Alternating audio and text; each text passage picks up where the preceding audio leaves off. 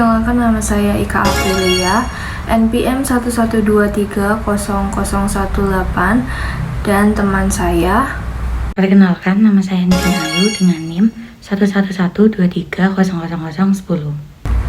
Kami dari Universitas 17 Agustus 1945, Fakultas Ilmu Sosial dan Politik, Prodi Administrasi Negara.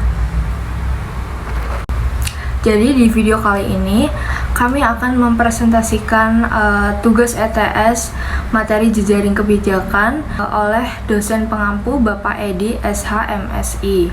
Selamat menyaksikan. Dalam evaluasi tengah semester ini, saya akan menjelaskan beberapa rangkuman atau materi yang sudah diberikan. Untuk yang pertama, saya akan menjelaskan tentang apa itu jejaring kebijakan. Jejaring kebijakan adalah jaringan kebijakan dalam suatu konsep yang menekan bahwa adanya pola hubungan interaksi yang kurang stabil antar aktor-aktor yang terdiri dari individu, organisasi atau institusi, bahkan instansi yang berinteraksi untuk mempengaruhi pembuatan atau implementasi evaluasi dalam kebijakan publik. Jejaring ini melibatkan berbagai pemangku kepentingan, yaitu masyarakat sipil, akademisi, sektor swasta yang bekerja sama untuk mencapai tujuan tertentu. Sedangkan jejaring pemerintahan adalah tata kelola pemerintahan sebagai proses formulasi dan implementasi peraturan melalui interaksi antar negara, serta memfasilitasi pengambilan keputusan yang lebih inklusif dan responsif terhadap kebutuhan masyarakat. Selanjutnya, saya akan menjelaskan tentang konsep-konsep utama yang dipelajari seperti aktor dalam jejaring kebijakan, peran pemerintah, peran masyarakat sipil, dan sektor swasta, serta LSM. Konsep utama sendiri menggabungkan antara aktor manusia dan teknologi dalam suatu jaringan, dan semua elemen memiliki bentuk dalam sebuah kebijakan. Proses yang melibatkan pengumpulan informasi, serta pengambilan keputusan, bahkan implementasi. Saya juga akan menjelaskan tentang contoh aktor dalam jejaring kebijakan dan perannya. Yang pertama adalah pemerintahan, berperan untuk merumuskan dan mengimplementasikan kebijakan. Misalnya, Kementerian Kesehatan bertanggung jawab atas kebijakan kesehatan masyarakat, dan dinas daerah contohnya mengelola kebijakan yang lebih lokal dan memastikan implementasinya sesuai dengan kebutuhan masyarakat di daerah tersebut. Yang kedua, contoh dari sektor swasta, perusahaan atau asosiasi bisnis yang berupaya mempengaruhi kebijakan yang berdampak pada industri mereka, seperti regulasi pajak atau lingkungan. Yang ketiga adalah masyarakat sipil. Contohnya seperti organisasi non-pemerintah atau LSM, menyuarakan kepentingan tertentu seperti lingkungan atau hak asasi manusia, serta memantau kebijakan untuk memastikan akuntabilitas. Selanjutnya, saya akan menjelaskan tentang teori-teori pendukung. Saya akan menjelaskan 3 teori dalam video ini.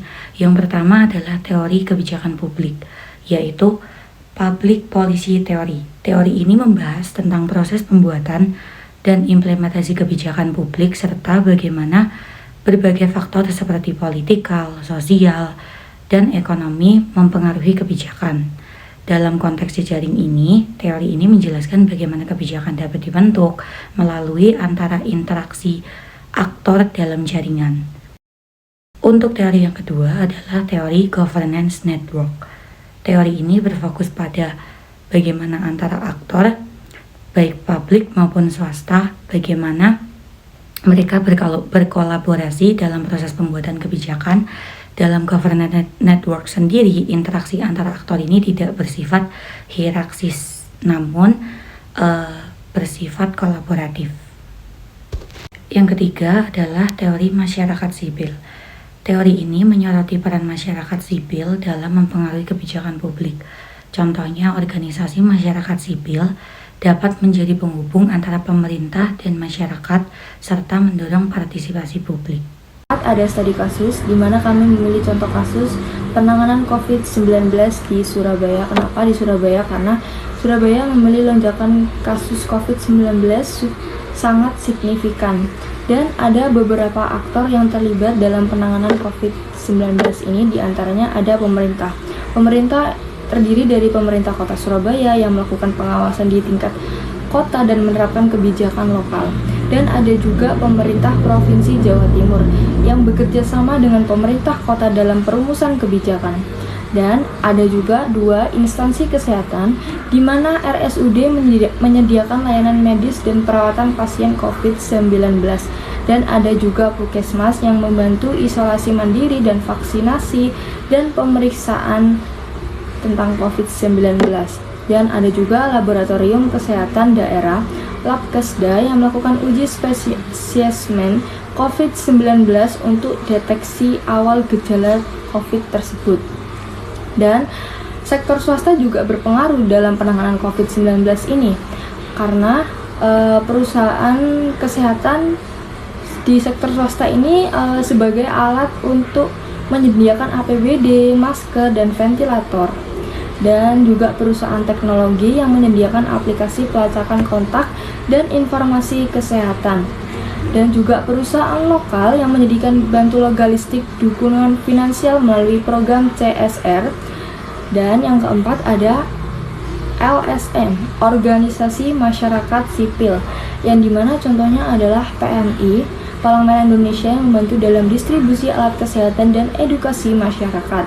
Dan ada juga Dompet Duafa dan alat cepat tanggap ACT yang menyediakan bantuan langsung dan kampanye kesadaran masyarakat, di mana LSM Kesehatan Lokal juga berperan penting dalam advokasi dalam memastikan distribusi bantuan bagi masyarakat terdampak. Media juga sangat penting gitu loh dalam penanganan kasus COVID-19 ini. Dia menyebarkan informasi dan mengedukasi publik tentang kebijakan dan kesehatan protokol, membantu masyarakat memahami situasi pandemi. Jadi sektor publik dan sektor swasta ini saling bekerja sama dalam penanganan COVID-19 ini. Secara keseluruhan, jejaring kebijakan dan pemerintah ini menggambarkan interaksi yang stabil antar aktor, sektor swasta, masyarakat, organisasi non-pemerintah yang bekerja sama untuk mencapai tujuan kebijakan publik tertentu. Setiap sektor itu pasti memerankan peran penting dalam penerapan kebijakannya.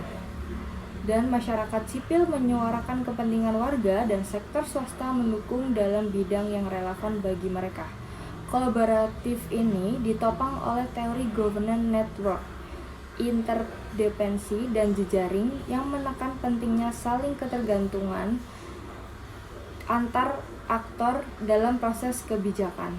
Dan studi kasus ini adalah bisa kita gambarkan, mengilustrasikan bagaimana jejaring kebijakan yang efektif dalam menghasilkan kebijakan yang lebih responsif dan kolaboratif untuk memenuhi kebutuhan masyarakat dalam situasi yang dinamis dan kompleks. Terima kasih.